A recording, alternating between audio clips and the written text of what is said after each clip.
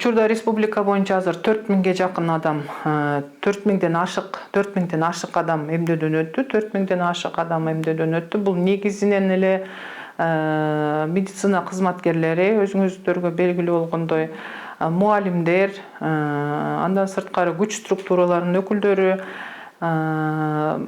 чек ара кызматкерлери, биринчи учурда булар баягы калктын жашоосун камсыз кылуучу тармактарда иштегендиктен, ошон үчүн биринчи этапта булар вакцинация алып атышат.